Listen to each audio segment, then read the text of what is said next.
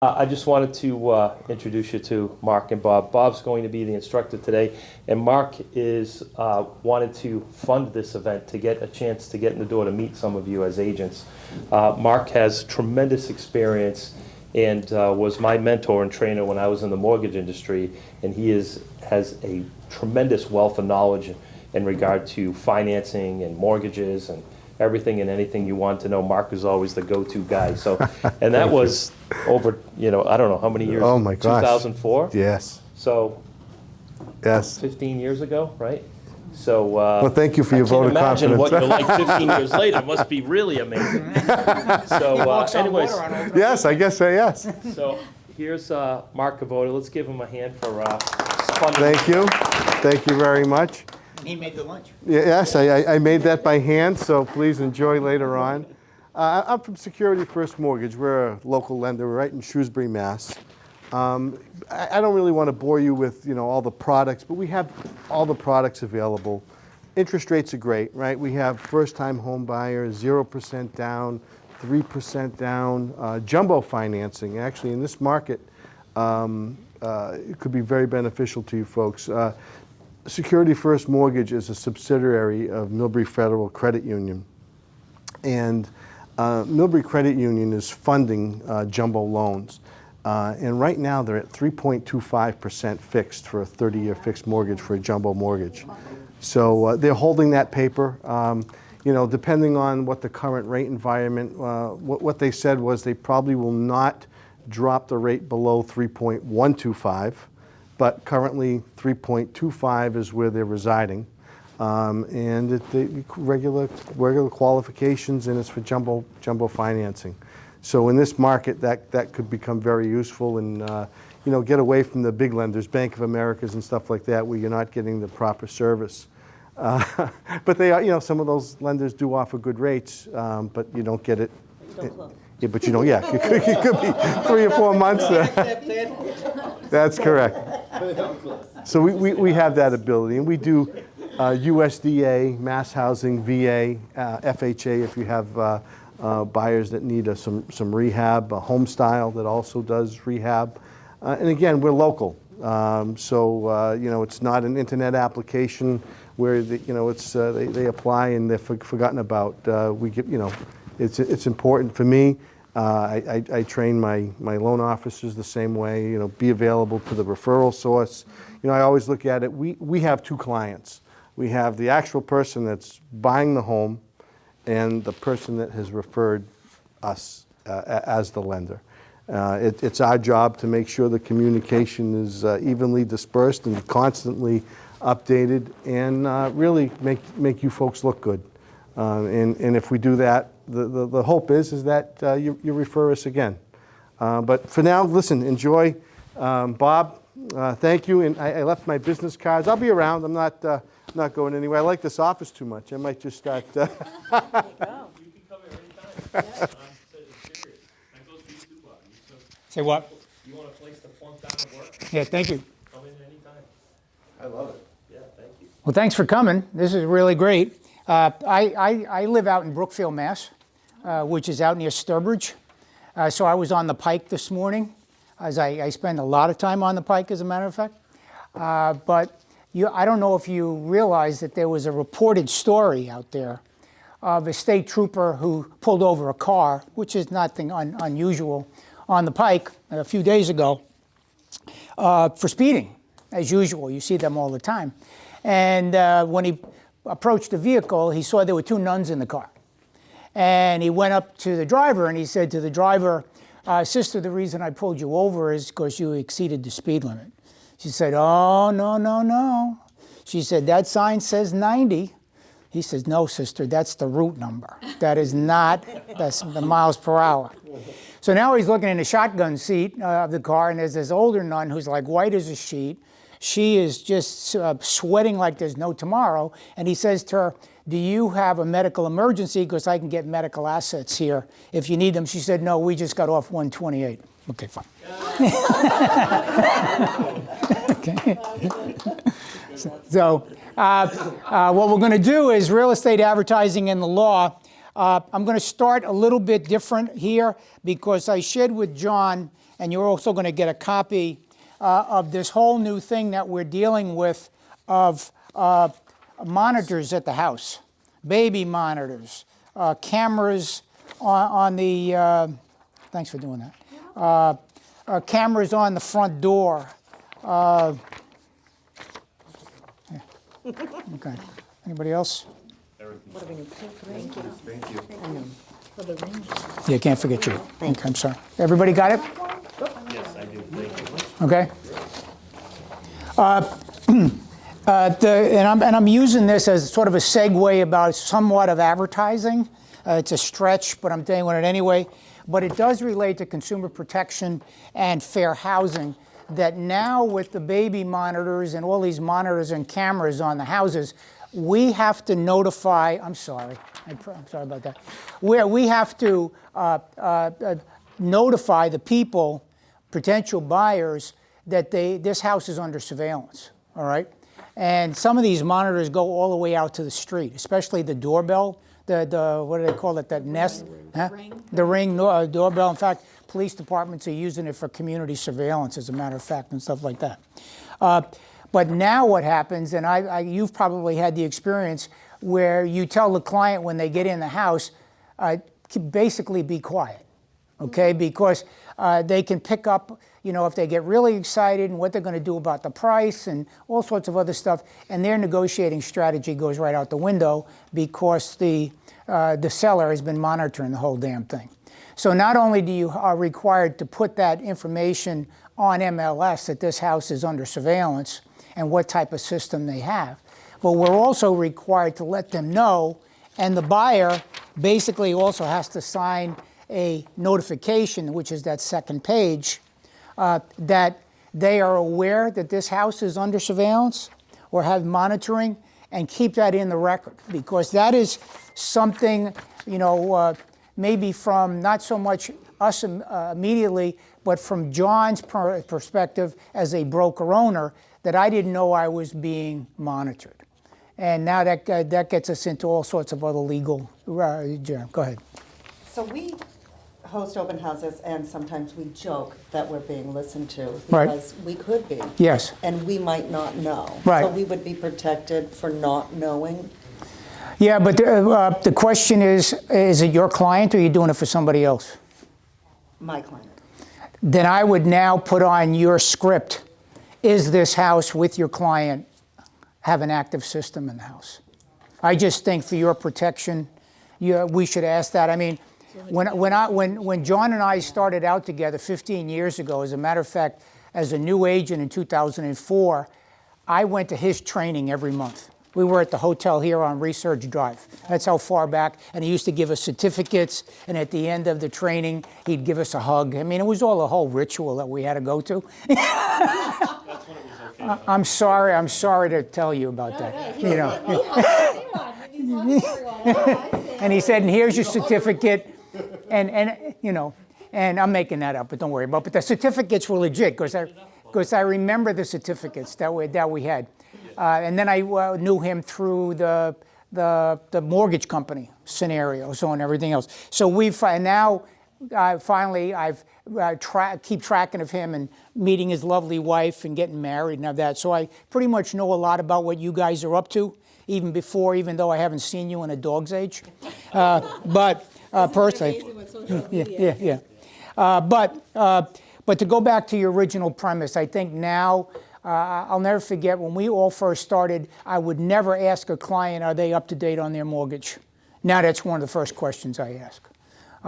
And I think now, too, with this new technology that's out there, we have to have that as part of our listing appointment, that do you have an active surveillance system? And is it just voice? Is it voice and camera? Because there are some systems out there where they're just doing a video and there's no voice in there and everything else. And there are some, legally in Massachusetts, if you're being recorded, they have to tell you. In fact, all the phone calls, when you call customer service, this call could be monitored for quality assurance. They got to tell you that right from the get-go. Alexa never told us about that. You know. She's listening all the time. Yeah, So that's a whole nother drill. But You know, and of course, new moms and dads like the baby monitor thing. I mean, but now it's morphed into actual, the teddy bear. The nanny cam. The nanny cam is a whole new thing, has become taken on a whole new thing, and especially now with the Ring doorbell. You know, that's. So I see the Ring bell a lot, and I don't see it disclosed. We know I know that we that. don't talk when we see a ring. Right. Because they're seeing us. Right. But I don't see it, people making any disclosures about the ring, maybe because it's outside the house. I'll be honest with you.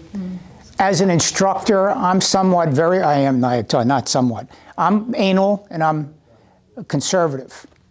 So I pick up a lot of this stuff, like John was sharing with me, that the association or MAR did not even notify broker owners of this issue.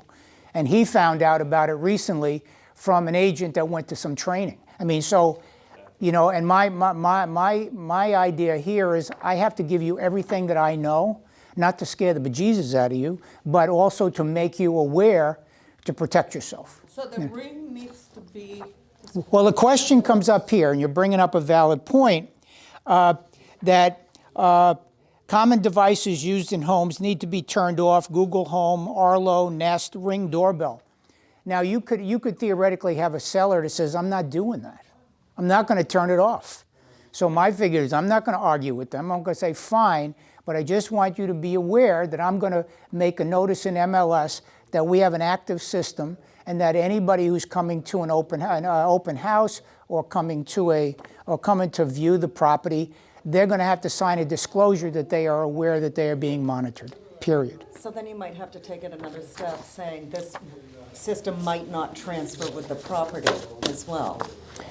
If they take, That might be, but I had a client in Brimfield that had a Nest, had a surveillance system that was on her phone. And also, which I had never seen before, a Nest smoke and carbon monoxide detection system. And she said, I'm not pulling that stuff off the wall. I'm taking the camera, you're absolutely right, but the carbon and the smoke stayed. And that was a very interesting scenario, going through a smoke cert, because the guy pressed it, and you know, normally it beeps, and we had to wait for the thing. There is smoke in the house. There is smoke in the house. You know, I mean, it was like having an out-of-body experience, let me tell you. But they have those too. but now I'd be nervous that this person has an app and can check out the old house while I'm living in it. Oh, with the No, Nest. no. With the Nest, it has to be synced Does it as an owner. shut down? It says someone. To my knowledge, now I'm not an expert on Nest. To my knowledge, now when you sync it, then only you have access to it, because it's like a Wi-Fi connect with a password and everything else. Connect to your Wi-Fi. Yeah. It's not anybody No can. Wi-Fi, no one can get in. Yeah, So not- if you owned a house next door and rented it, you couldn't be. No, because you have to bust, you have to break into that Yeah, Wi-Fi system. yeah. In order to get access to Yeah. cameras and whatever. Okay. It's very good. But just again, just be aware. But again, as I say, on the listing appointment, you're going to have to ask. I don't know if MLS, I have a feeling, and you're going to have to keep me honest, MLS might now have a data point that says that the house is under some sort of electronic surveillance. I definitely see it in listings now. Yeah. I do Yeah. see it, Right. yeah, but not consistently. Right. One thing I'll say on Ring, if you're doing door knocking, I spoke with the agent recently that when they do a door knock, if they're not home, they literally say, hey, we're having an open house today at 1 because they know they're being recorded. We'd love for you to stop by. If you need help with the real estate needs, they do a quick little pitch that I'm in the neighborhood. On video. Yeah, well, they're on video, so they just do their door knock script to the ring knock, to the ring. The flip side of that, from a realtor safety point of view, is you have to be aware going down a neighborhood knocking on doors. That's the only thing, because we do things crazy as realtors, and we put ourselves at risk just because of some of the things that we do. Okay, that there have been cases where someone has knocked on the door on like a cold call, and the person answers the door with a weapon. You know, so you got to be really careful. That's it. Okay. Not to take your balloon, to burst your balloon, but I just want to work the other side, okay? So What are we doing about advertising? And by the way, we're going to have a little exercise to do because I'm not going to be the only talking head in this room here, okay? So here you are writing your advertising script, okay? Okay? And our whole big thing is, well, Bobby, how am I going to write this thing? You know, what am I going to say? And of course, the big thing for us is either what we put down on MLS, okay? Or, and some of them you've read that are really creative. I mean, they describe having a cocktail party out in the backyard with the flowing jacuzzi and everything else. And you know, you want to just at least move into the backyard, you know, because they've done such a great job. And then you get others who say, well, it's a 4-bedroom, 2-bath house and it has a garage and we even have a front door. You know, yeah, you know, whatever. But what are we looking at? We're looking at what are we looking for guidance? We're looking at the Realtor Code of Ethics, License Law, Federal Agency, HUD, and MLS PIN. The big thing here, and I know you don't have it in front of you, but is Article 12 of the Code of Ethics, all right? And by the way, the good news for you is the Code of Ethics is now only going to be given for a 3-year period, not a 2-year period. Because people were going berserk, oh, how many times can I listen to this lecture? Okay, whatever. So now they expanded it to 3, all right? And that's going to probably start in 2021 or something like that, where it'll go, the cycle will be a 3-year cycle, not a 2-year cycle. So the realtors shall be honest, and I know I'm talking to the choir here, so bear with me.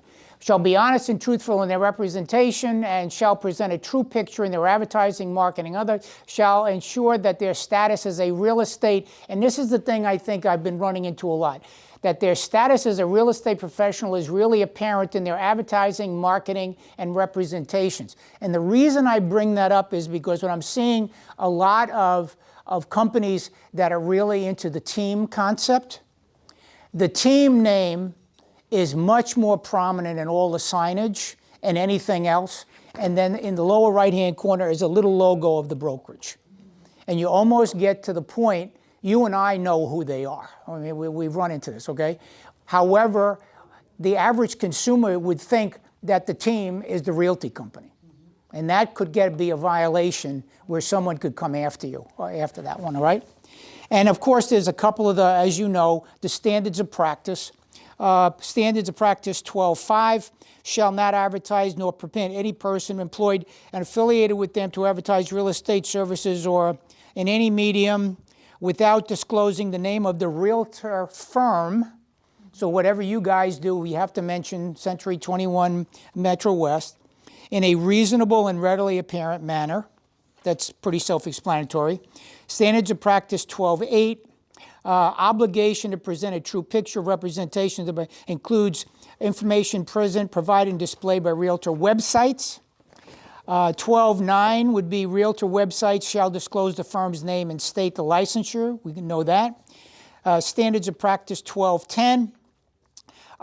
True picture, especially with URLs, because we know that do you guys do any type of URL specifically for a property? Yep. Okay, so there are firms out there that might use other verbiage because you have the ability with your URLs to have like all your listings that show 123 Main Street, Westboro, but there's a pointer in the system that gets them back to your website. So there are people that might put down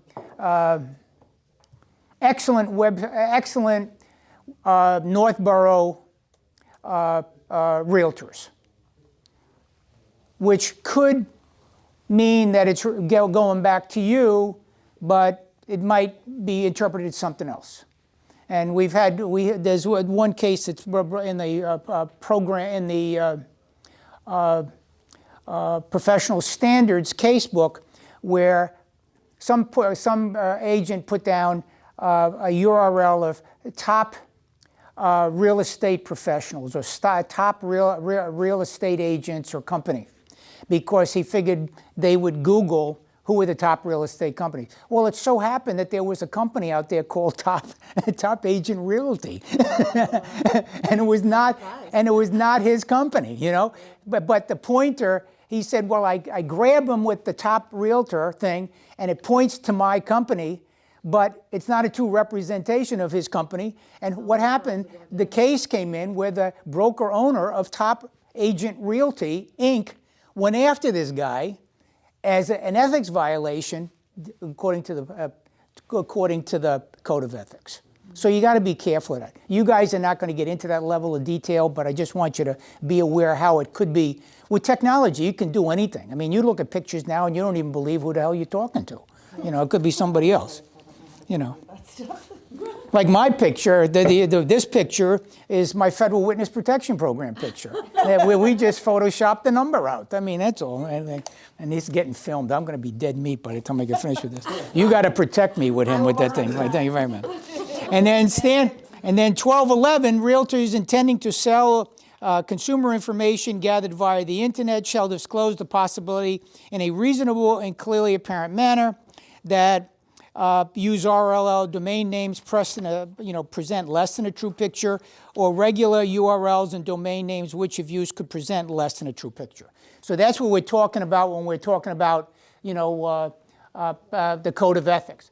This home is conveniently located near shopping, movies, music, and education if you have a computer and an internet connection. Okay? No. All right. So, how true is that? All right? Here's all our things. I had one where it said, where is it? This is in a very ideal, very affluent community. It's situated, I think I have it. It's situated near an ATM machine, and it's a very breezy location. It's something crazy like that. So here we have the code, offering inducements to list or sell, advertising other companies' listings. I've seen cases, and you probably have too, of someone who has used somebody else's photographs in their listings. In fact, I run into a case where someone cloned someone else's listing. How they did that, I don't know. But they cloned the listing, and the information on that listing was wrong initially, and they cloned it and carried along the wrong information instead of doing it all yourself. Now, do you put in, huh? What's your recourse for that? Because I had that happen to me. Like, there's my pocketbook. It's a code of ethics violation. You can file a complaint. And if they use your photographs without the pocketbook, you can, that becomes a question too. Do the pictures belong to you, or do they belong to the photographer that took them? But the bottom line is, if they're your pictures from your listing, I can't come in and do it unless in the remotest situation. Took everything. Okay, but let's say you have great pictures, which I know you do, and I said, can I use your pictures? Then what I would do, like we would normally do, I'd get something in writing from you that it's okay to use my pictures, because if I get challenged on that by MLS or something like that, then all of a sudden, I'm going to be sitting there out in the breeze. I mean, I had one where I put in a listing, and I've used rentometer.com a lot. You might want to write it down. Rentometer, for those that do rentals. Rento, RENTOMETER.com. All one word, by the way, Rento. Okay. All one word, okay?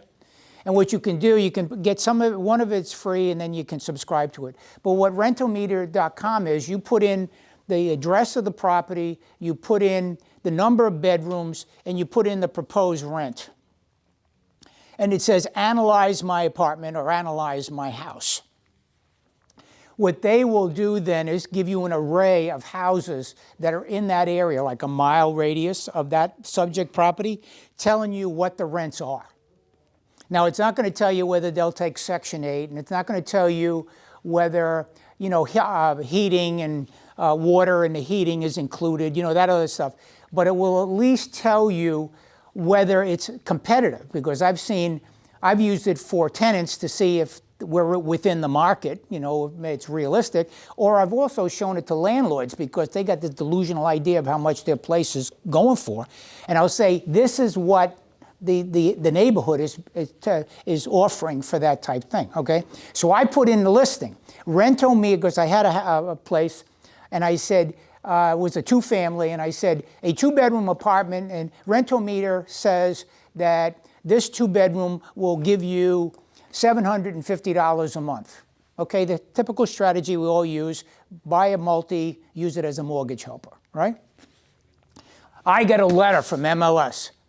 We are fining you $1,000 for an MLS violation. Being Catholic, I immediately went into major guilt, okay? And my dad was Jewish, so I had the Jewish guilt on the other side. Okay, and I said, oh my God, what the hell did I do, all right? So I called them up, and they said, okay, Bob, relax, we're not gonna fine you, but we did get your attention. I said, boy, did you get my attention, let me tell you. They said, you can't use the site. You cannot quote another website on MLS. As the same thing where you cannot show a picture of your C21 sign, It's advertised. okay, that's advertised. So I said, but I still want to get the information out there. They said, just take the website away. Just say it's reported that this area will generate on an average of $750 a month, and you'll be covered. I said, thank you. Go ahead. Is Rentometer national? or- Yeah, oh, yeah. Okay. And I know the next question people are going to ask me, how did they get the data? I honestly don't know, but I did it with my mother lived in a 3-bedroom, 2-bath apartment in New York City, a 60-unit building. The apartment, she didn't do it, but the apartment went co-op, and they bought her apartment for over $1 million. And the biggest challenge I had for my mother was that, you know, they weren't going to knock her off while she went to the incinerator because they had to wait for her because of her age, okay? And she was on SCREE, and she was on, you know, for the low-income elderly and all the rest of the stuff. This is when she was like 80, late 80s, like in age. So I went for giggles to do exactly what you said. Would it cover? And sure enough, it came back that her apartment in New York City at that time, this is around 2007, would probably go for about $3,500 a month. Easily. Yeah. Okay? 3 bedrooms? Oh, my Yeah, God. okay. I wouldn't even think more. Yeah, whatever. But I'm just saying it does work every place. And evidently there's a company out there that just collects buku's amount of rental data all over the country. And I think now more and more single families are being rented, so there's single family data in there too. Most of it I thought would be more apartments, but you know, but to me it's worth a try because always the roughest part is to come up with good data.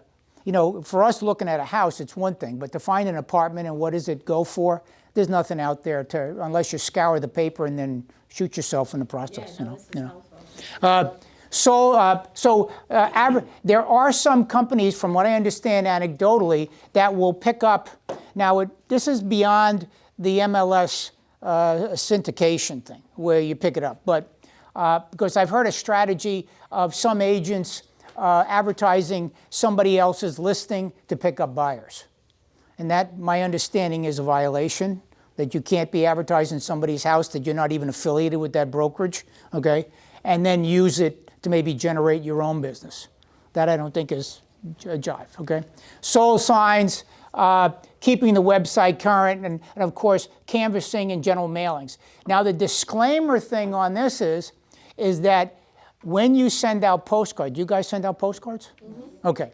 Do you have a disclaimer at the bottom of it that says that this card is in no way being used as an inducement to list with me? No. Look at that. Look at that. A lot of the companies will. A lot of the companies will do that. Now, the reason for doing that is because when you send out postcards, you're doing a general farm, right?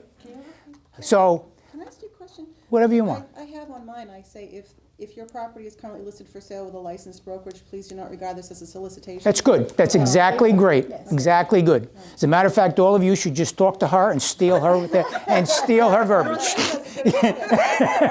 But that's what you want. That's what you. That's excellent. And that's exactly. Okay. If Okay. your property is currently listed for sale with a licensed real estate brokerage, please do Yeah, not give her some regard money this for as a that. solicitation. Hey. I have to pay you for that, okay? I'll give you your part of my sandwich today. Okay, fine. But that's what you want because, Really good mailers. okay. I've seen a couple come back, Yeah. obviously. A but, bunch yeah. came back. actually. But the reason you're doing that is because you don't want someone to accuse you from an ethics violation that you're trying to steal. Now, in a general farm, by doing that, then you're not targeting only the listed houses. Right. So, but you're still protecting yourself and saying, you know, I'm just sending this out to the community. If you're already with somebody, I'm not trying to steal you from the very good agent you have, yada, yada, yada, Well, yada. sometimes too, like with expired listings, you could send it out, and by the time they get it, the house could be listed again, you Well, know, yeah, so- yeah. And you don't know. No, but your thing is perfect. That's exactly what you need. But I know that I think some of the big companies that do real estate postcards usually include that, and that will add that to the bottom of your thing. So just be aware of it. You know. Standards of practice again, ethics. Obligation to refrain from making false or misleading statements about competitors' business practices, not knowing reckless or publish. I track a lot of people on Facebook, and I find it.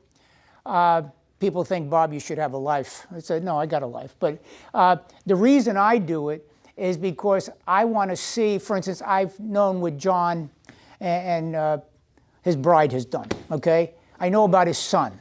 So that at least now when I meet you guys, I can have a piece of a conversation. It's not just, hi, how are you? I can refer back to the kids. I can refer back to when you guys got married. I can refer back that, you know, it's really great that your son had a great soccer game or your daughter won a horse competition or something like that. That's why I do it. Conversely, I found people that have turned around and said personal information that I changed my underwear or, you know, I had pizza for dinner. I really don't want to know that, you know. And I've seen people go through divorces and slam their exes on Facebook, which is not a good strategy, you know. So people put all sorts of nuttiness on Facebook, and I think we have to do the same thing. You're in a listing appointment. I'm going to have somebody, are you interviewing anybody else? Yes, I am. Bap, bap, bap, bap. They're all good companies. I mean, the only thing we have really going for us is our reputation, and what goes around comes around, you know. And now the question is, would you rather be the first, or would you rather be the last? Last. Why the last? Because you can also get a lot of information about the two that came before you. From Look at that sneaky. I mean, you can, you know, that's the thing. And you get that information right up front before you even do your presentation. So you already know where the hot buttons are. Then I've heard the other strategy of get in there first. And get them to sign. No, well, but besides that, set the bar. Oh, set the bar. Yeah. Set the bar, and then you look like you walk on alternate weekends, and they're with the other ones, they're all asking, well, then the other one would do this, and the other one will do that. But when There's you a- speak, when you speak with them, you tell them, you know, the reason why I want to go last is because I want you to see, you know, what we offer versus. What Okay, the sounds good. competition. Yep. And you know, if you don't say that, then they could sign first. Yeah. You know, because they don't think there's something better. Right. You know, so yeah, you want to always make sure that they know that you're going to bring something better. So, but again, I've seen some people trash others. It doesn't make it. It's not right. It's just not right. Okay. Karma. My mom is a realtor. Realtors are very strong. She can flip a house. Okay. You can steal all my material if you want. It's perfectly okay. So advertising, a broker shall not advertise in any way that's false or misleading. No broker may advertise. Of course, it talks about real broker or identification. Yes, I am so-and-so. This home is practically pays for itself. Here's what I told you. It's located a very windy street next to an ATM machine. Okay? Other common areas of risk, the do not call registry. I don't think anybody uses this. I'll be honest with you. With all the crazy calls I get, I mean, I have an app called RoboKiller. Put that down. I'm serious. RoboKiller. Does it kill your robocalls? What it does is they have a. I'm gonna have to pay you a lot of money today. I mean, really, I have small bills, so break them up for me. Okay. But what it does, it has a library of over 1 million spam numbers. Oh, okay. And what they do is they, a call comes in, it's identified as spam, they stop it. But what they do on top of that is they start talking. There are bots that are built into the system that talks to the spammer to waste their time.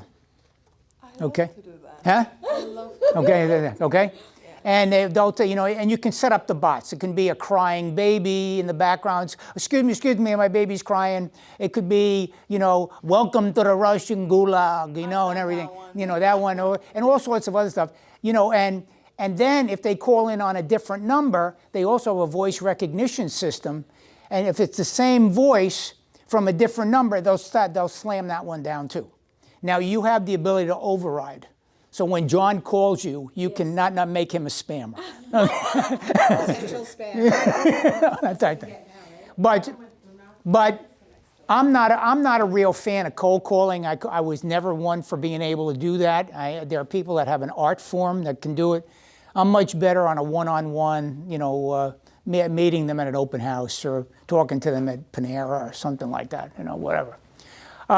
Square footage calculations. I do on my I take whatever in the public record. Don't even go out there and try. I mean, you and I could theoretically measure the foundation and come up with a gross area of square footage, but I'm not going to put our licenses on the line when it's beyond our license. There was a case in Boston a while back where someone paid like over $1 million for what he thought was a 2,000 square foot condo. And they did the final walkthrough and had the appraiser come in and everything else, and it really only came out to 1,800 square feet. And when he went to the closing, he said, I am not closing unless you can come up with the other 200 square feet. That was a lack of disclosure. That, don't even go there. Now, the only other thing I've done, and I'm sort of anal about this, is that I measure all the rooms in MLS. We have the room, we have what floor it's on. I put in the room measurements, and I say, this is an approximation of a Even room. if it's in public records and you import it over, you still could be liable if it's For what? incorrect. I've had that problem with. What, if it's incorrect, you put down that it's public record, and if it's wrong, then the owner of the property has to go to the town and get it corrected. I am not going to overrule that. Put down that it's approximate anyway. Can you That put kind of down, covers you. all MLS information says is it right on deemed the- reliable, Yes, yes. not guaranteed. Right. Yeah. Do you Do do your diligence? Yeah, you don't have to do that. It says it right on the MLS. Yeah, It says Yeah, all. I see that people write that in and I'm like, I had, it does say that I on the had an MLS? appraisal come back. Can I tell this story? Whatever. Yeah, this is all we're into together. Say it was 2,000 Yeah. square feet, and this realtor came in, they had an offer, the appraisal came back, we were like 200 square feet shy, and he said, well, where did you get this? I said, right on MLS, it says public record, and look at the town, and here it is. I sent it over. And he said, well, the appraisal came back, and I said, did it appraise at value? Yes, it did. I said, then you tell your client that they're actually getting more money per square foot than they expected. Right. So you've been in that house 3 times. I never saw you with a tape measure. So is it not big enough all of a sudden because of the number? So, yeah, at the end of the day, it So was on public public records. record. I always, Cited public record. unless you know actually, which in my 15 years, I've never known anybody to know it unless they with a builder or something like that, and they can show you the architectural renderings. If I'm taking this off the public record, that's what I'm going off. I did the same thing with a room count. I mean, I was doing a house in Millbury, and the guy took me by the hand and says, 1, 2, 3, 4, 5 rooms, and the bathrooms don't count and all this other stuff. And I said, and he says, so you got to change it. I said, no, I am not changing it. You go down to the town and tell them to change the public record, and then I will update the file and say what it is. I am not making that value judgment of everything else. The only thing I always put in, I always put in the room measurements is because so many buyers are looking at, my furniture. I've seen so many people have really chunky bedroom furniture, really nice stuff. And if they know right from the get-go that they maybe can get the bed in, but they can't get the bureau or anything else in there, then they'll eliminate that house. I've seen so many listings. They have the where the room is, or what floor it is, and maybe they'll put in the windows and the carpet or the wood, but they don't tell you what the dimensions of the room are. So I'm flying blind, and you can't tell by the pictures because we all use wide-angle lenses. No, we don't. And the house looks much bigger than it was before. Then their buyer agent can also go to the, Right. you know, do their due Yeah, diligence right, too. right, right. So, You know, but you don't want the buyer agent to work, do you? Yeah, you do. Okay. Be careful things like completely updated or completely renovated. Be careful on that. All right. Making sure all the statements are right. Open house agency disclosure. We know we have the signage that we have to do. Okay. Right near the sign-in sheet. The agent running this open house represents the seller, period. If you're doing it for somebody else, the agent running this open house is It's not affiliated. is what? There's one that says that doesn't represent the The wording that we've come up with is, if you really wanted to get pure about it, is that the agent running this open house is a facilitator, does not represent the buyer or the seller, but the agency relationship can be changed. We changed We it. have that form anyways. Yeah, we changed it because nobody knows what a facilitator is, including agents. So we put down is a host.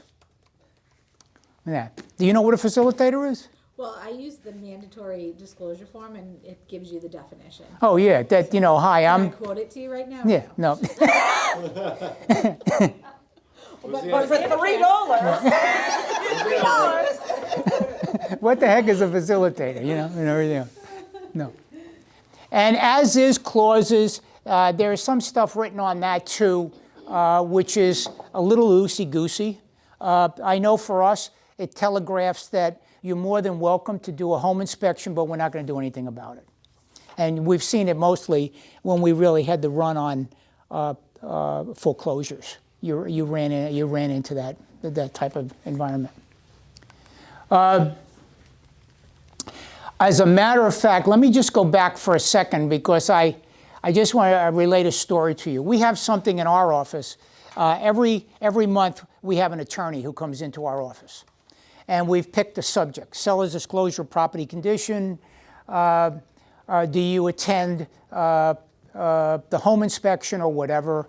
And we hash it back and forth. And it's the only good time that, as agents, we get a chance to spend an hour and a half talking to a lawyer, okay, the type thing. So I was always of the opinion that as a selling agent, I wanted to be at the home inspection because I wanted to know what is going on and in what context certain things were said. And he said, Bobby, you can't do that because that opens you to liability big time. Okay, big time. And he said because the seller, the only requirement for the seller is that they have to, first of all, they don't have to disclose anything. As we well know, that the seller's disclosure property condition is not a mandatory thing for us in Mass, but it is in Connecticut. And he said that the only thing they have to do is disclose whether there's lead paint in the property and the status of their septic system if they have a septic system. They don't have to disclose anything else.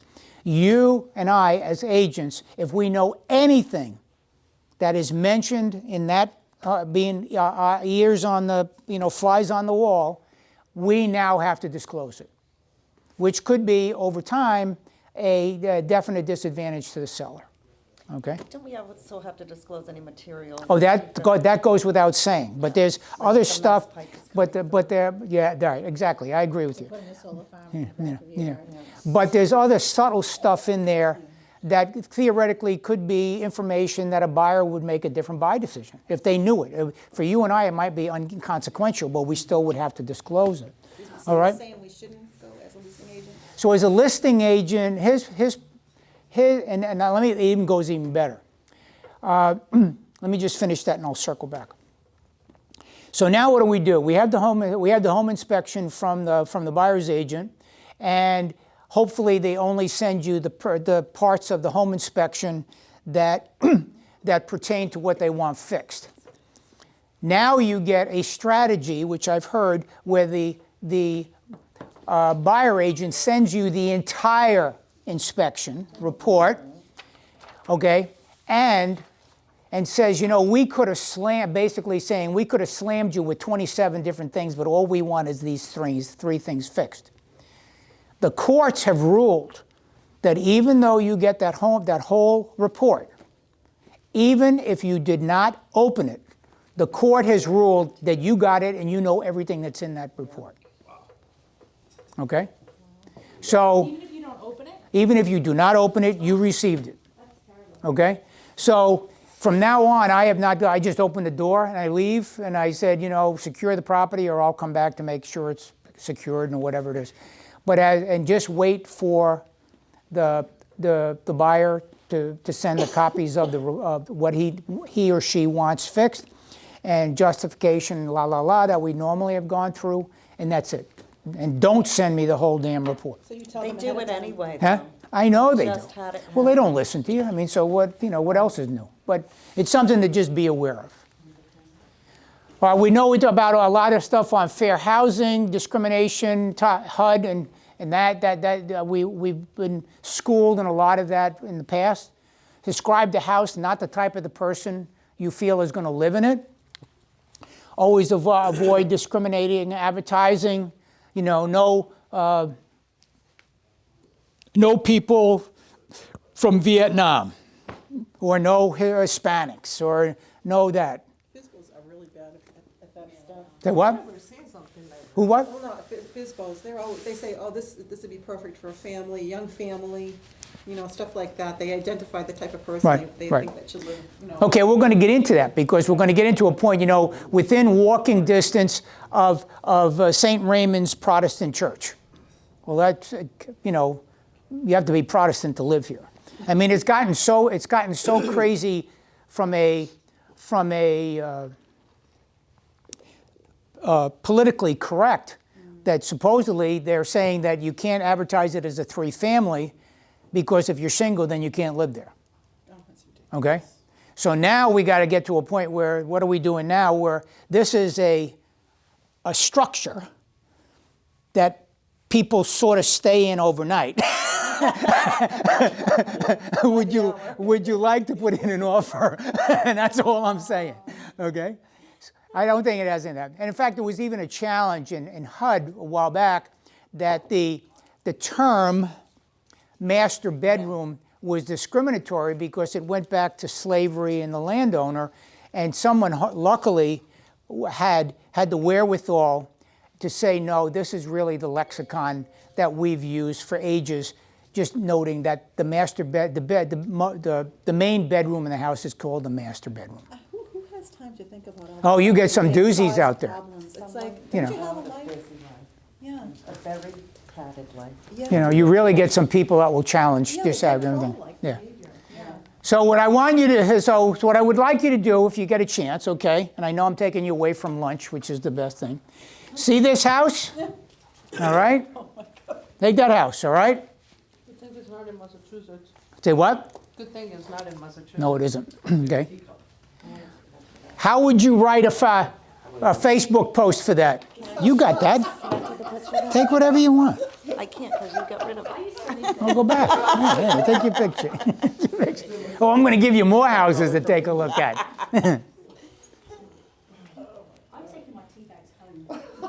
That's for that. You can do this together if you want. You can do this together if you want. You What do want you, us to come up with the Yeah. description? yeah, just give me a description that you'd put in there in a Facebook ad. You got the Facebook ad right there. Perfect for Karen Livingston. Okay? Fat bottom girl. What are you going to say? Fat bottomed girl. No, let's not. Let's not get over that way. What is unique? Yeah. Can you see back there? The word can, How you feeling, okay? I'm all right. You doing okay? Yeah, my little zone.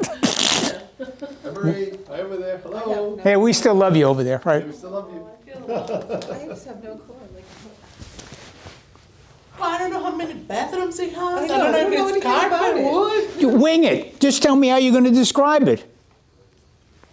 Picky. How many bathrooms? You just go out the deck and go to the bathroom. What can I tell you? No. And you can't use what you're describing. I'm so not gonna say that.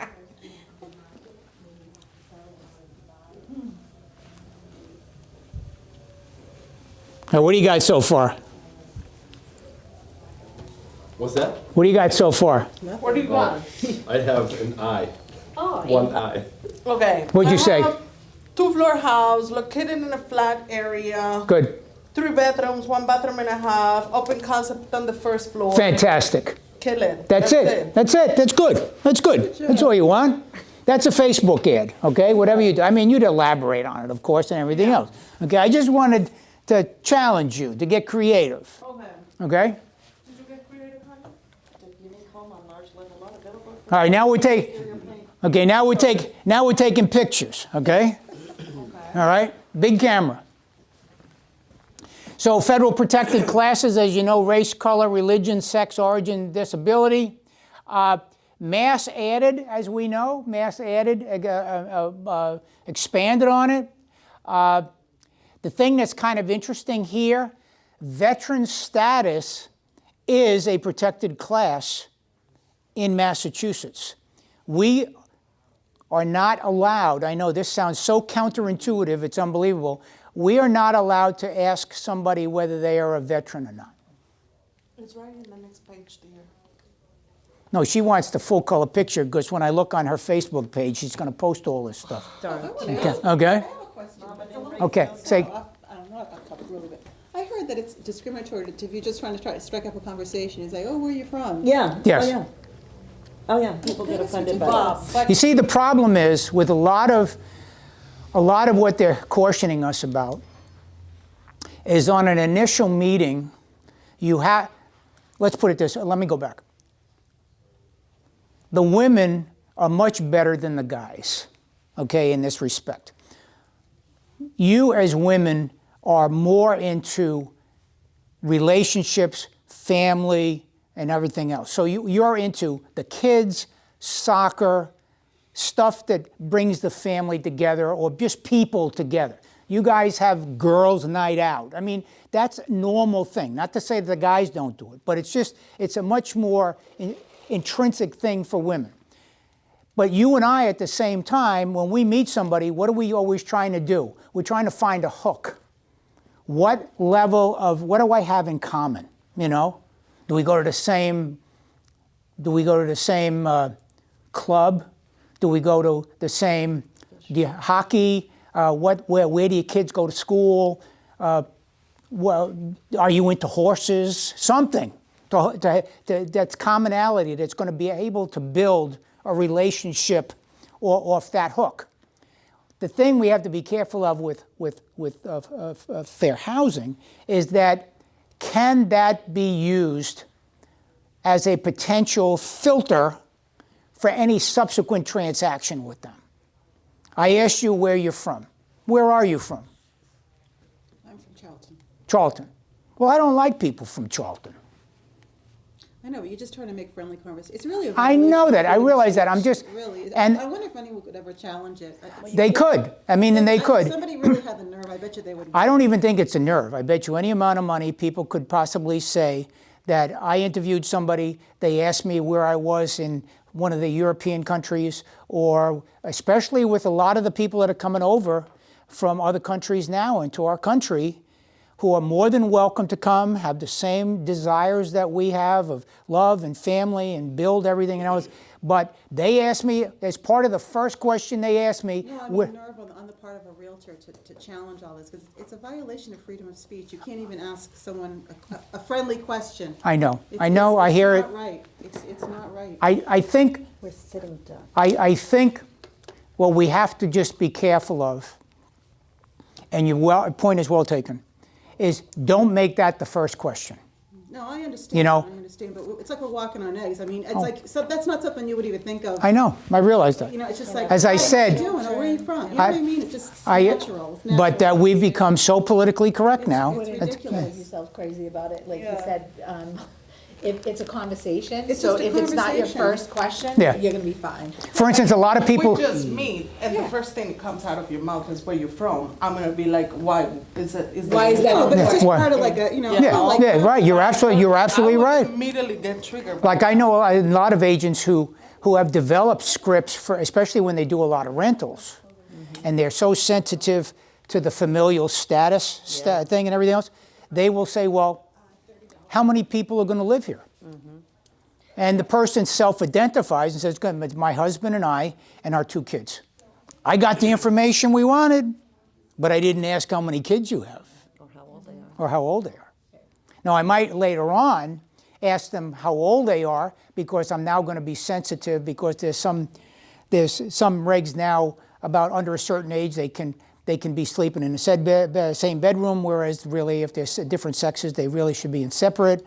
You don't want 15 people moving into a 2-bedroom apartment. I mean, there are all of that stuff, and that's more health law, okay, things like that.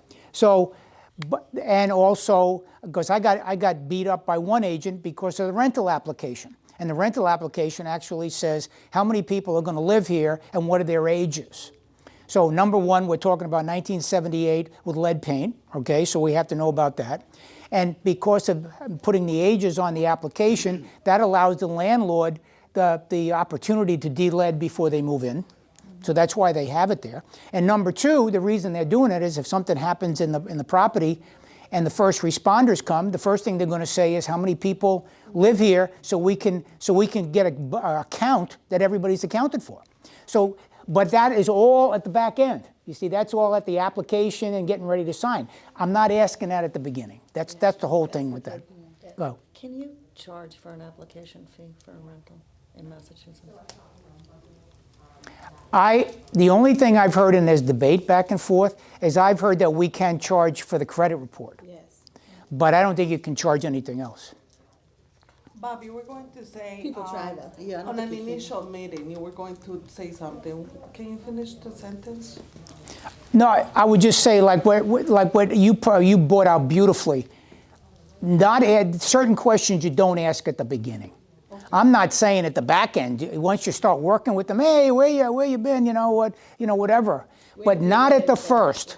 Not at the first thing, because that is the thing that gets us in trouble. Because you have some really sensitive people, and I'm not saying sensitivity is wrong, but you have a lot of sensitive people, and would have the reaction that you had, which was appropriate. Why are you asking me on the first go-around where am I from? Garage door, front door, insulated steel front door. You'll get about like 110% return on your investment. And it also, you can check it out. And also, hey, what? Shut the front door. And on top of that, it adds to the curb appeal. Keep in mind, people walk into a house, not the first house, but they're walking up the sidewalk, the first 10 to 15 seconds.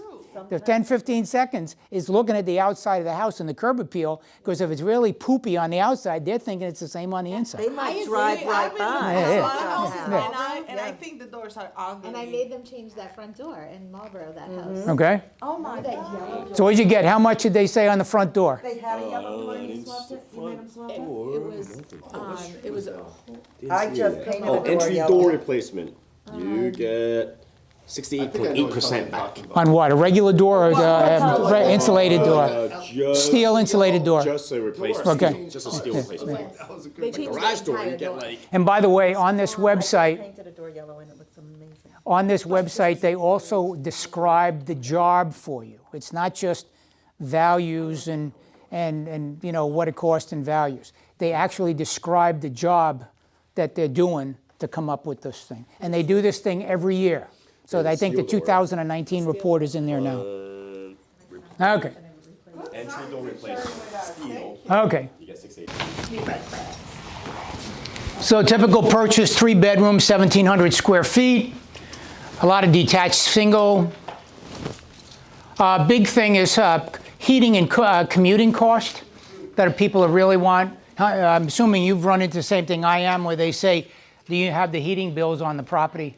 which I find is really kind of difficult because some people like the house at 72 and other people like it at, 68. So you sign both places, right? Oh, Yeah. in and out? Yeah, do in and out while you're here. I'll show you. You're in and out. Come on. Here's my cat. He does all my RPR for me, Realtor Property Resource. The only thing I had to convince him to is to leave the mouse alone, that we really needed it, okay? Home search process, information, a lot of stuff on the internet, which we know. Good information source, of course, they like us. Search around 16 weeks, viewed 10 homes.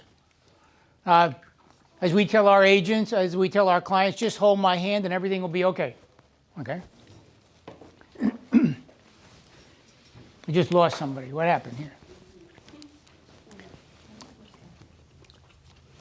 91% of the people. Yeah, I'll give you another picture. You want to know another picture?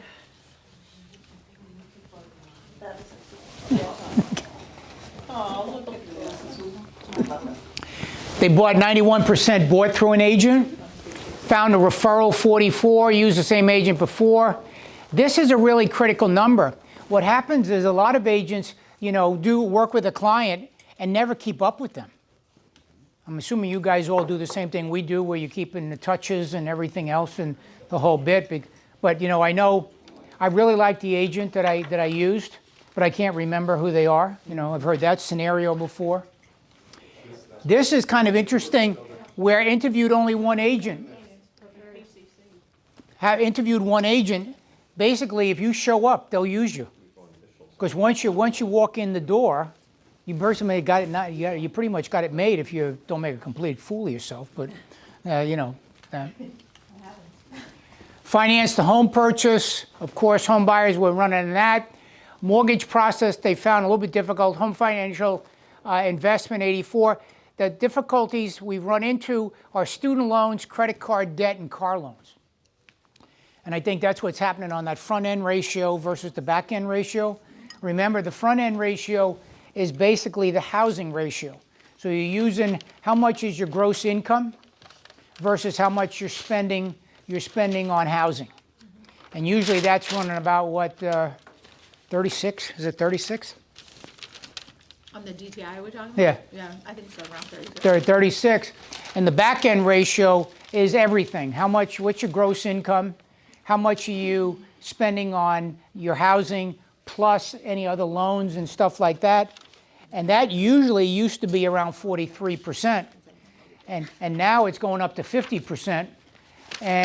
But of course, it's probably have a lot of documentation. 50% is really a lot to have that. But Fannie and Freddie felt comfortable with it. They must have the data to show default rates and stuff like that. So Yeah, it just moved up, right? yeah, 50%. Yeah. Up to 50%, because I had always been using and telling people that it was 43.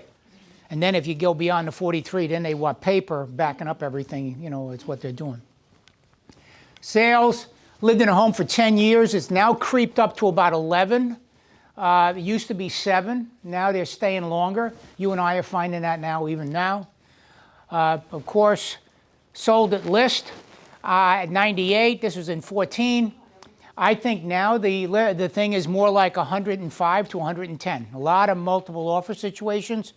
And you've experienced this where people are offering list and go up. And of course, our heartburn is, will it appraise? Okay? And of course, if you're doing a lot of FHA buyers? Yeah, Okay. And you're asking for closing costs on the offer? a lot of times, yeah.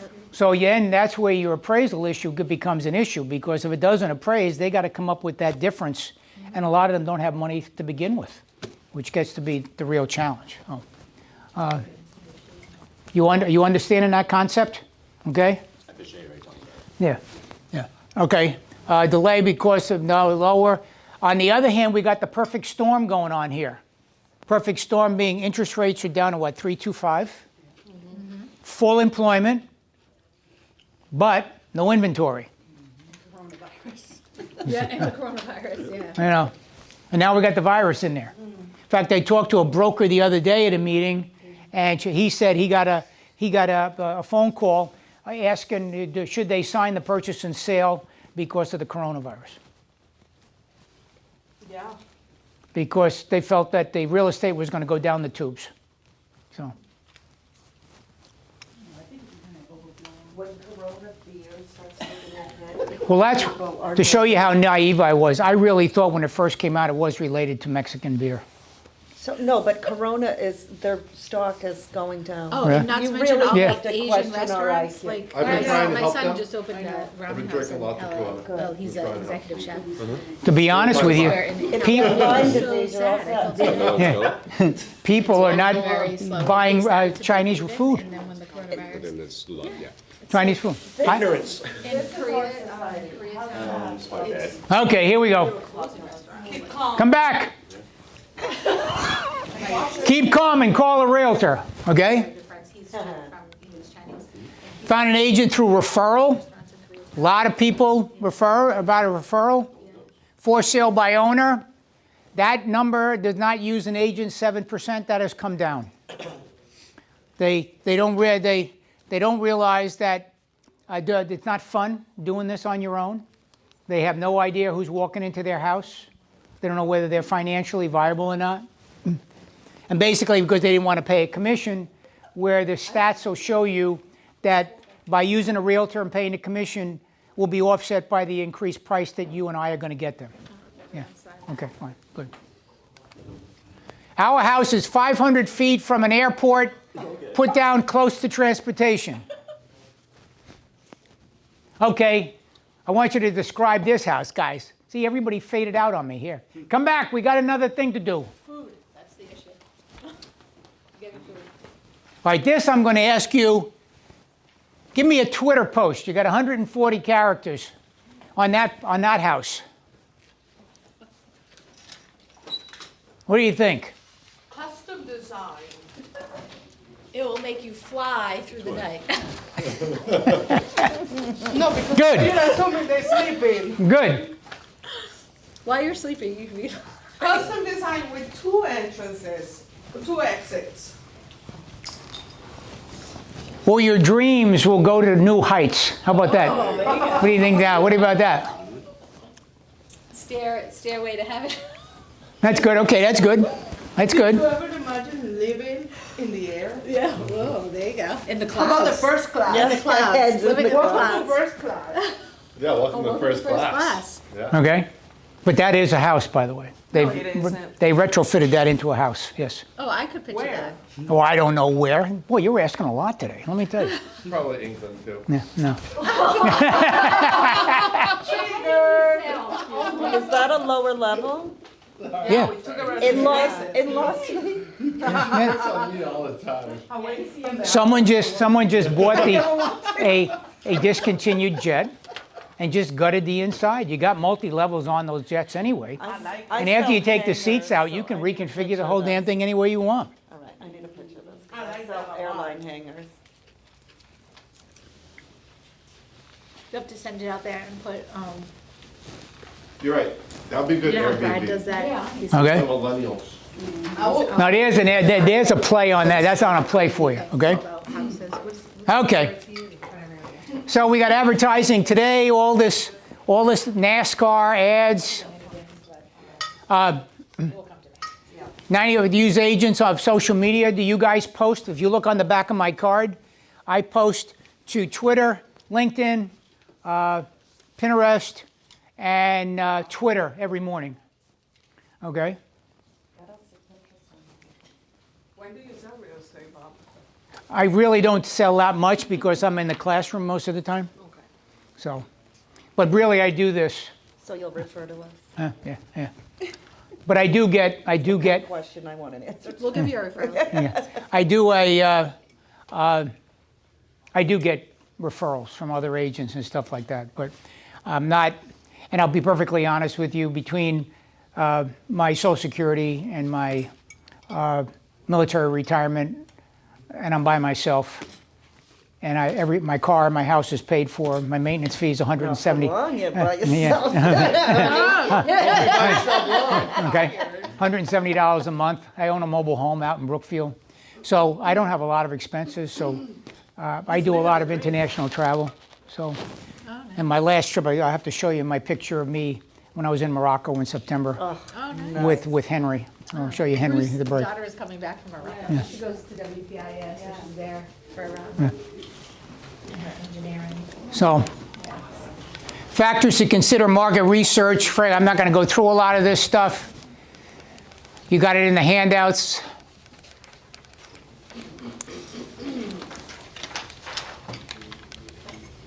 Okay, last house, guys. Now I brought you a normal house. Okay? Oh, yeah. A lot of natural light. How about a Realtor.com post? Are you ready to see this contemporary home, energy efficient, built in 2019, ready for its new owner, bright new windows, Cathedral scene. cathedral scene, yeah. Vaulted. Open floor. That was good, Bob. Yeah, that was very good. I think I see a lot of homes on MLS every day. Okay. Online advertising. The only thing I've heard, and I don't know how you've experienced it, I've heard it, anecdotally, of putting stuff on Craigslist, of people having their listings hijacked. I don't know how they do it. Oh, yes. Where all of a sudden you got a 3-bedroom colonial, and you put it on the market for $350 or whatever you put it on for, and all of a sudden someone hijacks the listing and puts it that you can rent this place for $750 a month, and someone sent and wire you the money, and then all of a sudden they show up at the house. They show up at the house. I've had that happen. You know. In Auburn. I was doing an open house, and the people coming to there saying, "Oh, I'm supposed to come here to get the keys." I'm like, "What are you talking about?" I've had that They happen, actually too. sent the money. Yeah. Oh, wow. Yeah. I don't understand Or why look they in do the that. windows. That's what was my Hopkinton listing like 10 years ago. Feel free to look in the windows. Yeah. I'm like, what? Yeah, that's scary. Yeah. So They must have got it under control. Yeah, I think they haven't do. heard about it as much, Yeah, now, but It happened with my Upton rental a year ago, Yeah, that's- maybe. yeah, but so far- So I've been- It Why So would you, price. why would you wire money if you didn't go and see it? You didn't have a rental People, agreement? they Because don't they know. have course, why it's- it's from the- Can you live in a 3-bedroom colonial house for $750 a month? Then you gotta think, is it too good to be true? They don't go that far. They call- They just think they this is the call deal of a me lifetime. on The same people who cannot buy Corona. At least 6. What was 6? Of course, everything on the net and the paper is there for life. There's no such thing that it goes away. Of course, we got Realtor. The thing that I always think is the challenge that you ask people to come on your website, you ask them to go on to Realtor.com, and they still say, "I found this house on Zillow." And then you go back to, of course, you and I do the normal stuff, and we looked at the house sold 6 months ago, and then you go back to them and you say, "You're lying. Why do they still?" If Zillow says it's on there, then it must be. I said, "No, the house has already been sold." So why did they put it on there? To bring you back into the site. That's why they did that. So,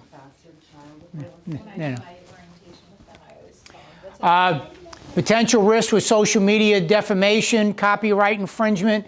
There's that thing with the photos. You got to be careful with that. Antitrust, fair housing. We talked about the code of ethics. Stress. Okay. What stress? That's when you say, what stress? You're gonna have to Level me up. Flyers, services, mass mailings. We talked about that. You had the great disclaimer on that. That was wonderful. Source of information, of course, a lot of us there.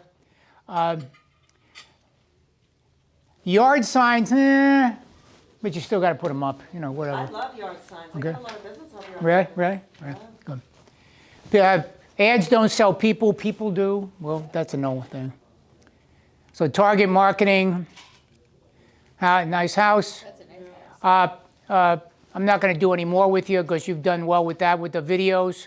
But don't forget, okay, we got to be aware of blind ads where you just put in 3-bedroom colonial, 350, and you put in a number. You don't know who you're calling. You don't know whether it's a FSBO or that. If you do any advertising on your own, like for an open house, you got to put in your name, C21 Metro. I guess that's the way you put it in there, right? and your phone number. Everybody is acutely aware that you are a real estate agent affiliated with a brokerage. All right?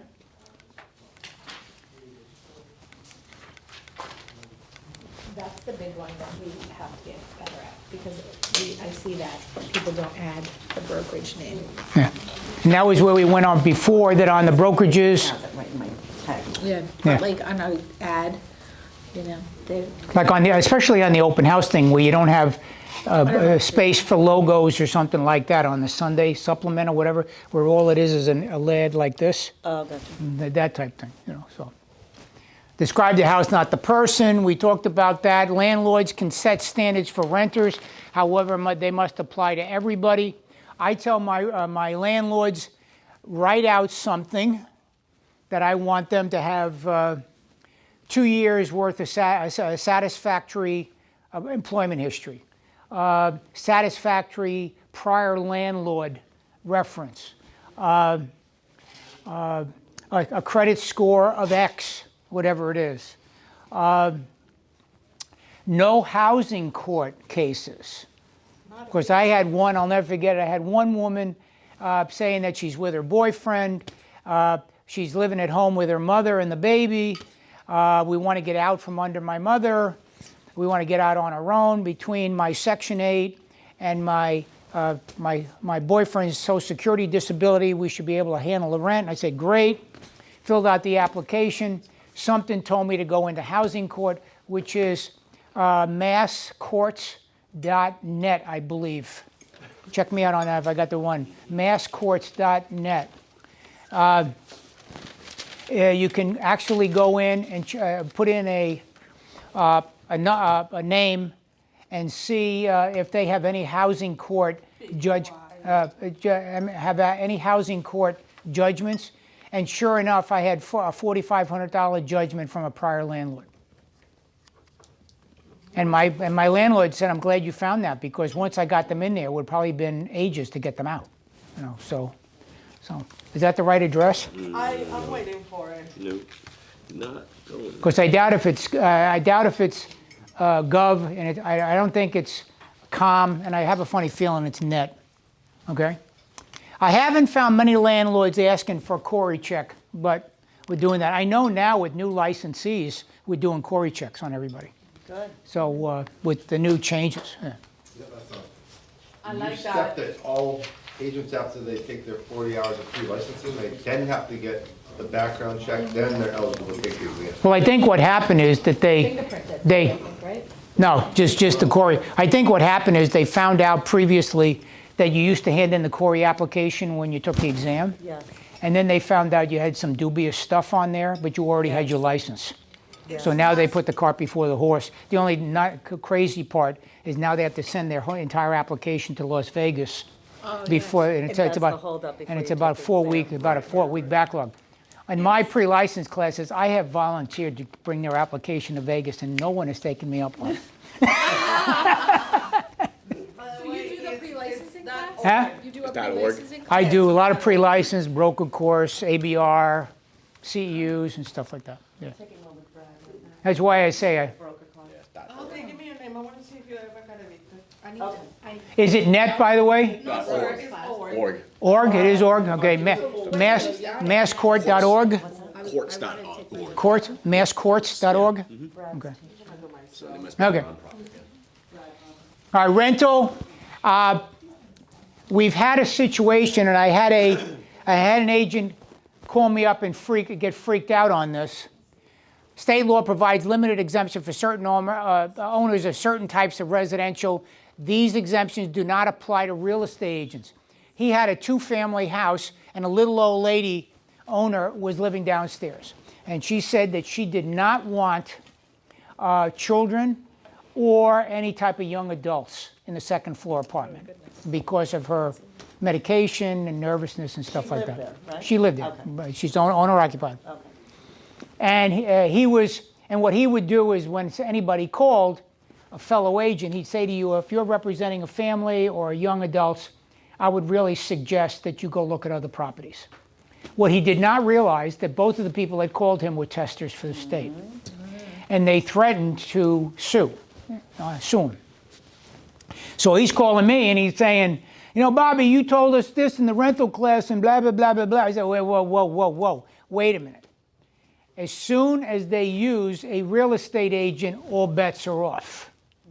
Now, unfortunately, this little old lady really needed a realtor to help her through the maze. Yeah. She wasn't doing this stuff herself. But you can't have it both ways. You can't claim the exemption and use one of us. So I said, that's the jam. So fortunately for him, they were going to litigate, both him and his broker, and they decided through mediation or whatever they were doing, that if he took fair housing course and some anti-discrimination courses, they would not pursue the litigation. And that's the way he got around it. But that's the technicality on it as a result of it. If the owner lives there, they can advertise their own listing and do that exemption? But Yes. if you hire a realtor, you can't? Yes. Yeah. But if you allow them to do that, you just lost the listing. Yeah, I know, really. It's a rental. Don't worry about it. Yeah. Oh, I know, yeah, Rentals for that exact reason. Okay. So what do we got? Temporary lease, a single dwelling apartment. I'm not going to get into that thing. Inducements. Okay, how did we do? Okay. You still got a few more minutes? Want to see something else? Yeah. Okay. Sports.org. So he's saying sports.org? You know what? I can't get through it. You're gonna have to. This is Nice try, though. my I love the way you- I said it to him. I said, oh, gee, gives credit. I'm like, really? I don't know how this works. That's right. All right, this I can give you a hand. So I don't have a handout, but I'll go through it. You might want to take two pictures though. Okay. By the way, I would encourage you to explore the C2X. Okay, work on C2X, please, because you'll really find it very informative. It is. Okay. Very long. Yeah. I tell it every single test. Right. Okay. Really? Yeah, it's making me read every single book, Yeah. which sucks. All right. How do you really I have feel? to translate it in my head. Okay. You know, it will be nice. Yeah, but look how more effective you're going to be. You're going to be dangerous by the time you finish. Look at me. I got C2X and I'm dangerous. See. All right. All right. Now let me give you these other two because we're going to run through this because I don't want to tie you guys up too much. You've been really good. Here's my dog. You already met my cat. Okay. By the way, I don't smoke or drink, but I love coffee. I just love coffee. Here, these things. Take a shot of these websites. Oh, this is great. Jackpot, there we go. There it is. Oh, there's the, what is This is John what he say, was the pearls? hiding from us. Aha moment. Yeah, the nugget. Okay. Nuggets, yes. We're going to go through these, and here's the second set from 2008. I'm sorry. Did you get the first one? There we go. Oh, you had slide dialer up there, I saw that. Slide dial, best tool okay. ever. Really? Okay. Don't go away. I'm going to give you another one. Gosh. All right. You ready? Everybody okay? Much hot one. Yes, sir. Second one. Here you go. Do you want me to pull a Vanna White? Yeah. No. Now you're gonna be on my Facebook page, sign here. I can use you. Hold on. Yeah, I have the same. Yeah, I have the same, I had two pictures of the first one. Can I post you on social media? Huh? Can I post you on social Do media? we have your permission As long as you tag be nice to me. I will, of course I will. After those many You podcasts. can you friend go me. You home? can do whatever you want. Can What? you, go pose? Oh, that's the other one. A better one? Schedule so they. This one? Yeah, no, I don't want anyone else to get that information, other than, no. I want, like, you in front of the, like, wacky dog. Yeah, there you go. My image. You going on Facebook? Smile. All right, perfect. Can you put back the first one? I don't know how I got the two of the same. Yeah, This one? Same thing, isn't that funny? Yeah. Okay. Thank you. Okay. Here we go. So here we talked about rental meter. Okay, we talked about rental meter. This was an apartment I was renting a number of years ago, and it told me that this was in a single-family home. It was a one-bedroom going for $750 a month, and this rental meter came out with 39 single-bedroom rentals within a 1-mile radius. Median rent $750, average rent of $789. All right, so it gives you some really critical information, okay, that you can use with either a landlord and it also shows you all the surrounding properties, okay, for that. And this one, so You need a subscription to it? You can get a free version, but the subscription gives you, but they can blow out more information and stuff like that. Here's the one I told you about of overdevelopment. Here you have cost versus value, okay? The remodeling magazine. So national data, Mid-Atlantic, Mountain, New England, South. Here we go with New England, Boston, Bridgeport, Hartford, Manchester, New Haven, Providence, Springfield, Worcester. So here we have Worcester, New England, and national. So entry door replacement, for argument's sake, replacement steel in Worcester at this time, $1,545 for the job cost, $1,100 increase in land value of the property. So you're getting about 71% back on return on your investment. That's what I'm showing to sellers, okay? And here you have a description of the actual jobs, okay? Bathroom addition mid-range, add 6 by 8 foot bathroom over crawl space with poured concrete walls, use cultured marble vanity top with a molded sink, standard chrome foil. So you get an idea what you're talking about when you're talking to them. How many turbo, gotta change this, CLUE, not EU. Clue reports, anybody here of Clue reports? It's a database that's maintained by the insurance companies for both car insurance and home policies. So what they end up doing is keeping all your claims history. What I found under this, LexisNexis.com, personal reports. If I'm seeing stuff that's not, that is not showing up under the seller's disclosure of property condition, I might go in backdoor this way and see if any insurance claims have been filed on the property. That's why I use it. Open Home Pro, anybody using this one? This is an app, costs probably we're about $115 a year. You can put it on your tablet. It's a sign-in sheet. You can do a whole slideshow, okay? And what they find with this is that the accuracy rate is 99%. People don't screw with it. Whereas you have a sign-in sheet, you can't read it, whatever else it is. And after you finish your open house, you can then send a blast email to them saying, thank you for coming. If you or your agent have any interest in the property or need more information, let me know. And you can also build up a database if you want for CRM for a particular price point and where it is for future, okay? If the seller is willing to replace the roof, add a deck, put in a fireplace and an indoor pool, extend the living room by 15 feet, and move the whole place to the other side of town, we are definitely interested, okay? Here's my cat, okay? How many people have used RPR? Anybody use it? NAR RPR. You should try it. You already are members. NARRPR.com. You know when you go in the MLS, in the top, that's the little guy. Okay? Yes. So what you can do, and the nice part about this, even before you get into all the detail that you can do with this thing, you can put in, and it can be branded, first of all, by your broker. This was my house that I had to sell after I went through my divorce. But it will give me a price. It will tell me in less than about 5 minutes the entire DNA on that property, especially if you don't know anything about the property, their mortgage, whether it's been listed before, what the pictures look like, whether it's in distress or anything else. There's a lot of things you can find in just about 5 minutes. Okay. There's other stuff in there that you can do. I would suggest you take a look at it. It's free. You as a realtor own it. And data from this can only be gotten by a client if you send it to them. The public does not have access to this database. Okay? React Mobile is a mobile thing where you can set it up to the people that you want notified in case of an emergency. And the app is you press it and I need help, that type of thing. We had one agent who did everything right, told us that the location of the house, that she's going to do a listing appointment, everything else.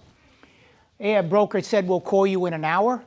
And they called her in an hour because she was so involved in the listing, she blew off the phone call. And 5 minutes later, she had 3 police cars in front of the house, which gives new meaning to a listing appointment. Okay, fine. Here's my Robo Killer, ROBO. Already downloaded. Okay, Robo Killer. All right. Yeah. A slide dial is you. I'm one of those guys calling people all day. I'm probably on there. Yeah. Slide dial is used, it works only for cells, not for landlines, where you talk to somebody and they got you on the phone for the next 45 minutes. This bypasses them, it goes right into their voicemail. Okay. How secure is my password? .net. Take this one down. You're going to like this one. How secure is my password? Especially with all of us that are doing a lot of online banking or anything, you want to find out how strong your password really is. So I put in here Bob Falter, pound, 1993 pound. And by the way, this is not going to my bank account. Okay, I'm like, this is probably some scam that like sucks all your info. okay? How long do you think it would take to crack this password? Not long. You don't think so? 325 million years. Because it has numbers, Numbers, symbols, lowercase, uppercase. And they do not, by the way, they do not collect passwords. Once you pull out of this, it just deletes, okay? Allegedly. But, yeah, but it's really a tool to tell you how strong your password is. LastPass or Carbonite, I've had 3 hard disk crashes. So what you have is with LastPass or Carbonite, I think they cost about $60 a year. They will automatically download, back up your hard drive remotely 3 up to 12 times a day. And all you have to do is remember a master password that you don't use for anything else. And what I've done is they say, do you want this? When you go onto a site, it will say, do you want to register this site? And you say yes. So now they take your username and your password. And then when you go back into the site later on, it will automatically populate your login. I'm so paranoid about that. Well, whatever, but just know it's there, okay? Okay, I'd have my own hard drive. okay. Well, the only thing, you have an external hard drive? Yeah. The thought about an external hard drive is very good, but God forbid something happens to your house, not only does your laptop, your hard drive gets there. That's why it's remote. And it's in the cloud. 2. Okay? Exactly. I have 2. And One in my house, one somewhere not in my house. okay. Exactly. Okay, so if you got something, and that's why a lot of companies back up their data someplace else besides the place of business, just because of that. All right, but anyway, just be aware of it. This one, you go in, you set a client up for an MLS search, right? At the top of the page where you're setting up the buyer, there is a blank up here for a password. If you leave that thing alone, don't do anything to it, MLS will give it a password, 2XYB1B, whatever. Put your name in that box. And that reinforces that you are their buyer's agent. Because when the email comes through, they're going to see, log in here to see the property, put in your name. I've had agents tell me they put in the client's name. I said, they already know who they are. You want to put down your... I love Shauna. That's good. I put referrals to Shauna. Well, whatever, but put something that goes back to you, all right? That's the whole thing. That's very good. Okay, and you can find this on options, by the way, options and settings on MLS, under tools. Fill out all your information. Plus a picture. How many times have you worked with an agent and you're trying to figure out who they are? Nothing. So they're in the Federal Witness Protection Program. I don't know what the heck they are or whatever. All right? Secret agent. But I also fill out all my email signature drop lines with all my contact information, my websites, my blog, and everything else. I've seen so many agents write to me, Bob Falter, 508-612-1649. I don't know who they are. I don't know nothing. Okay? I also fill out here under fonts and report, the top of the page, because I want to, every time I print out a listing, I want it to be identified. I don't give any of my clients anything without my personal information on it, whether it be a magazine, real estate magazine, whatever, or that.